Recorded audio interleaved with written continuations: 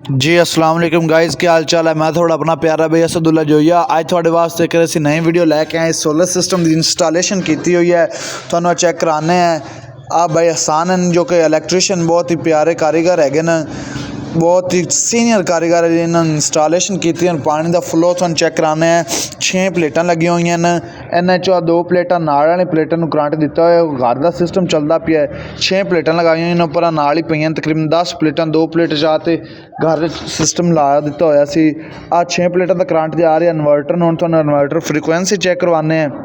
देख सकते हैं किसी भाई ने प्लेट बैटरी सोलर सिस्टम लगवाना साडे नंबर ते रब्ता कर सकदा है। Al Madina battery and solar system check कर सकते हैं। इन्वर्टर फ्रीकुएंसी तकरीबन जा रही है माशाल्लाह 37-38 की फ्रीकुएंसी जाती पी है। धुप बहुत ज़्यादा इतने मट्ठी हो चुकी है। दरिया तो असं सोलर सिस्टम लगावन आए हैं। तुहानू रेता देख तो तुहानू ये पता तो लग ही गया होगा। आ इन्वर्टर चेक कर दें 11-15 इन्वर्टर है, बहुत ही अच्छी INVT का इन्वर्टर है। देख सकते हैं तुसी। अगर तुम साडे चैनल ते नवे ने साडे चैनल लाइक शेयर सबसक्राइब जरूर करना है तुसी, ताकि नवी आने वाली वीडियो थोड़े तक बहुत जल्द पहुँच सके। तो घंटी के निशान में जरूर दबाना है। अब हम मोटर तकरीबन आप तार पाई हुई है लम्मी 220 फुट तक। आ तुम चेक कराने हैं जी। आओ मोटर चल रही है, पानी का फ्लो बहुत ही बेहतरीन पानी आ रहा है। हम फ्लो तुम चेक कराने हैं सारा क्लीयर।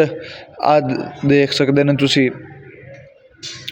मोटर प्लेट किसी चीज़ की जरूरत हो साडे नाल रब्ता कर सकते हैं। Al Madina battery and solar system हैट सुलेमान रोड मकलोडगंज।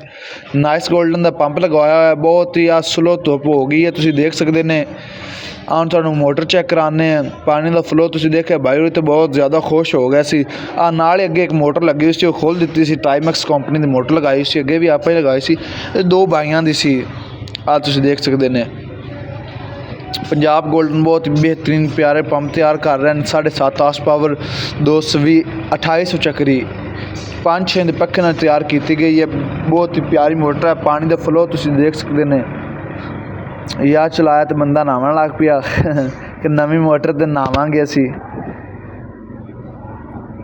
और चेक करो प्लेटां पाइयां हुई हैं जी, तार पाई हुई है। तार बहुत ही बेहतरीन 764 तार लगाई हुई है। किसी भाई नू तार 764 772 चाहिए हो भी साडे नाल रब्ता कर सकता है। मुनासिब तर मुनासिब रेट लगावांगा। भाई होरां दा सोलर सिस्टम लगाया हुआ है। खुशी नाल हुण चेक करो ना, देग भी की हुई है, तुहानू अगर चेक कराने हैं। प्लेट का रेट सोलर का इस टाइम 54 होया जी। मैं थोड़ा अपना प्यारा भाई असदुल्ला जोइया। किसी भाई नू साडे नाल काम होवे ते रब्ता